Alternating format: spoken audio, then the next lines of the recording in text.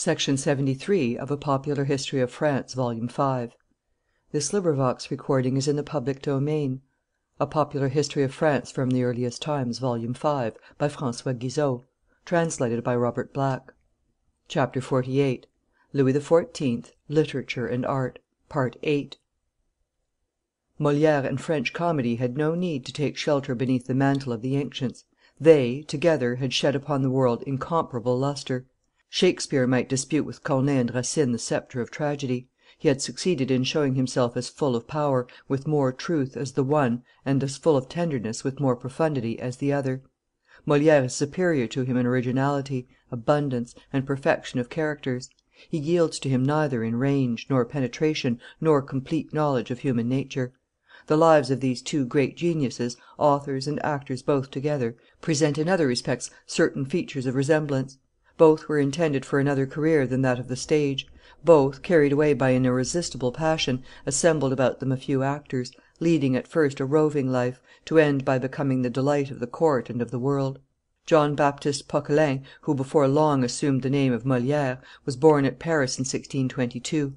His father, upholstery groom of the chamber, or valet de chambre tapissier, to Louis XIV., had him educated with some care at Clermont, afterwards Louis le Grand College, then in the hands of the Jesuits.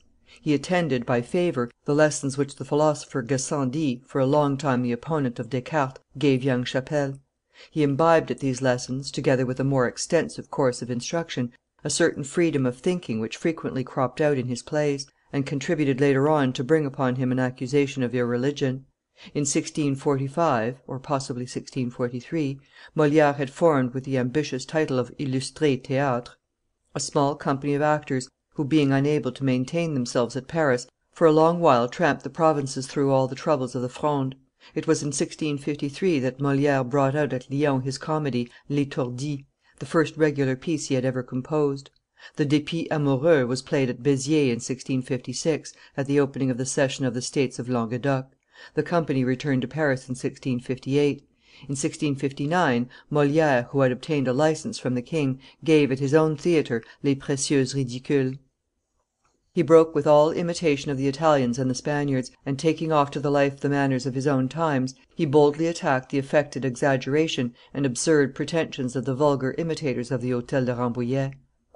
"Bravo, Moliere!" cried an old man from the middle of the pit; "this is real comedy."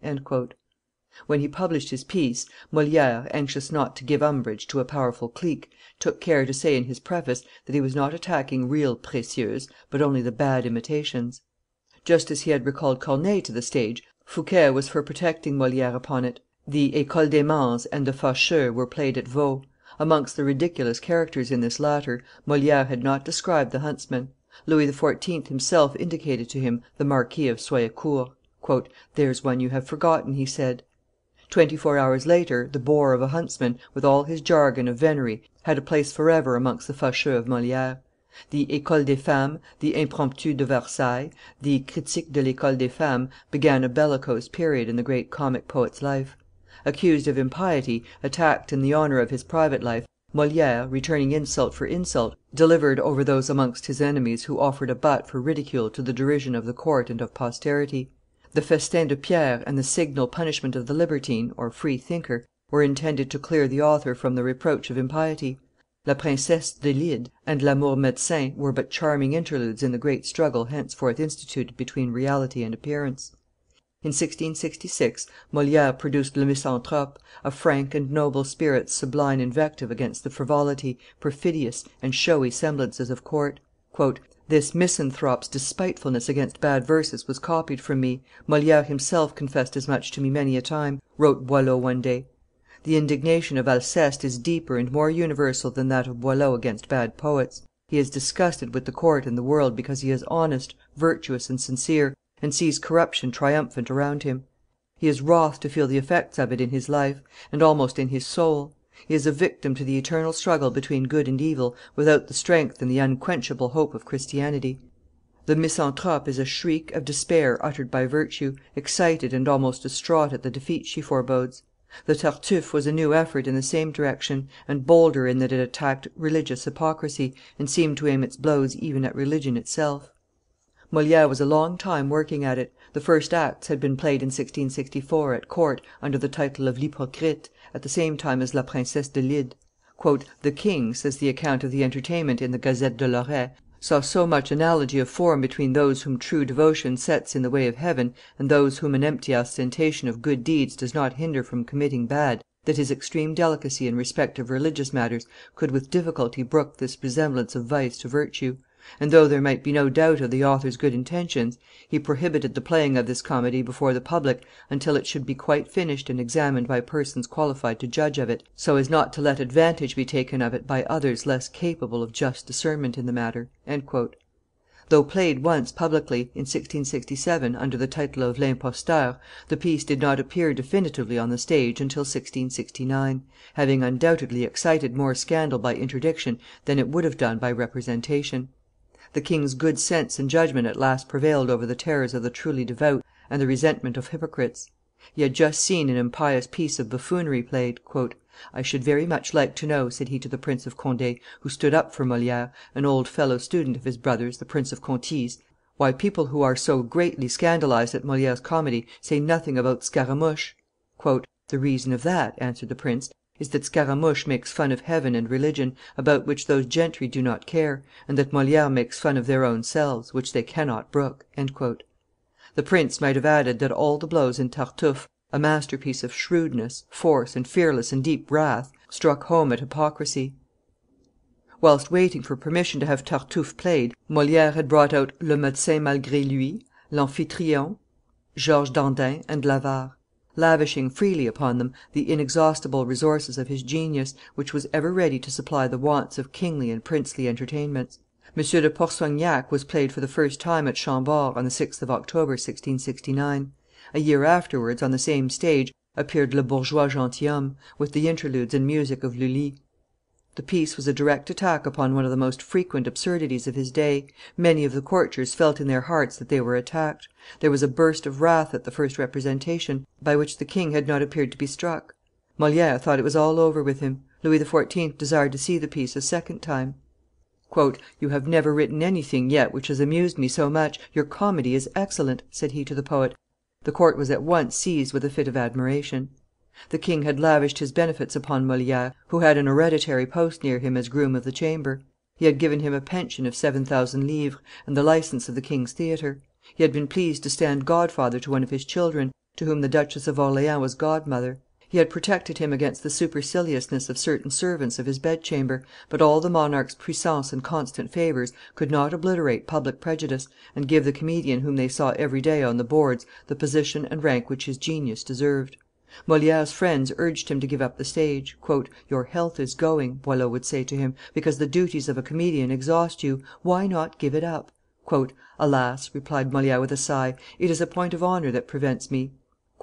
"A what?" rejoined Boileau; "what! to smear your face with a moustache as Sganarelle, and come on the stage to be thrashed with a stick? That is a pretty point of honor for a philosopher like you."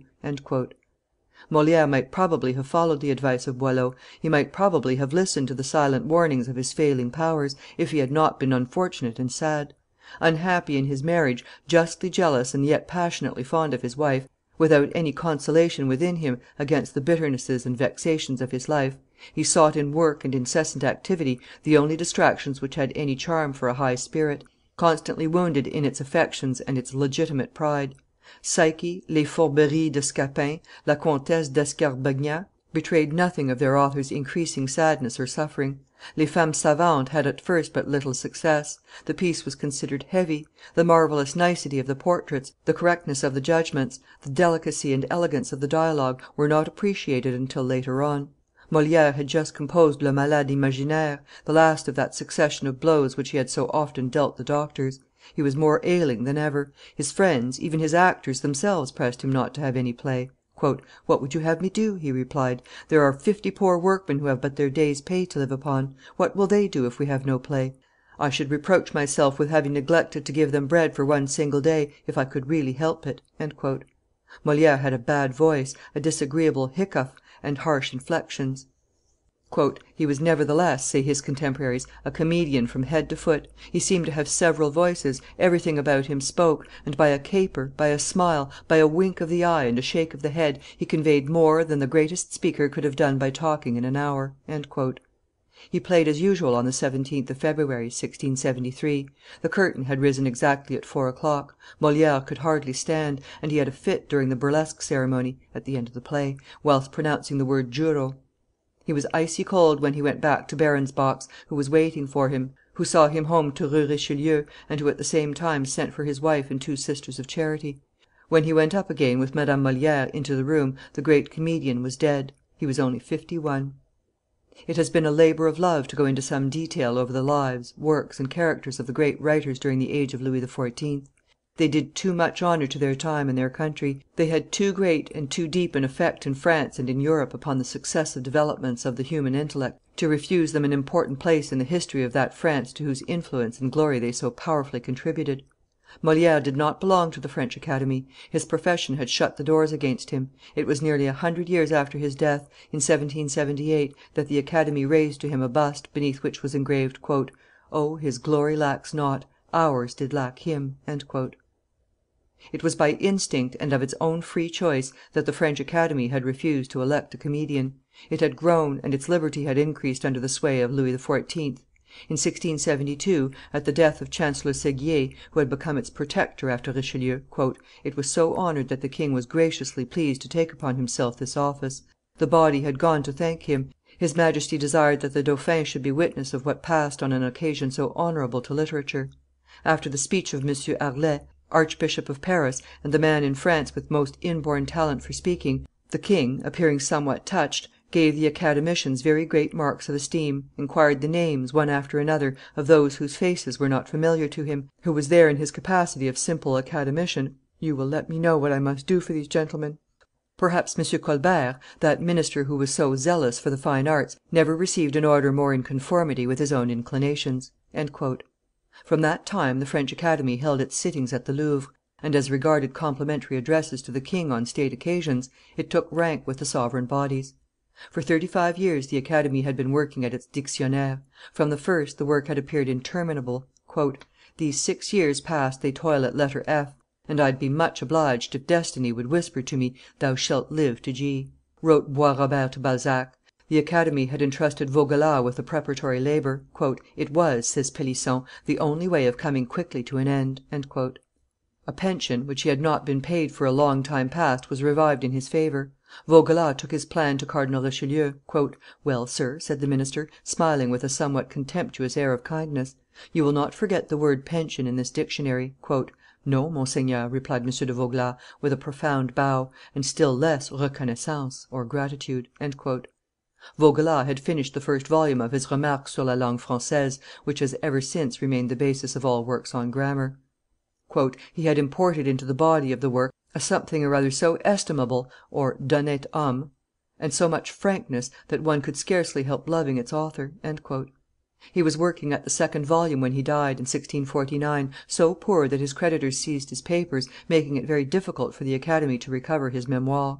The Dictionary, having lost its principal author, went on so slowly that Colbert, curious to know whether the Academicians honestly earned their modest medals for attendance (jetons de presence), which he had assigned to them, came one day unexpectedly to a sitting; he was present at the whole discussion; "after which, having seen the attention and care which the Academy was bestowing upon the composition of its Dictionary, he said, as he rose, that he was convinced that it could not get on any faster, and his evidence ought to be of so much more the weight, and that never man in his position was more laborious or more diligent."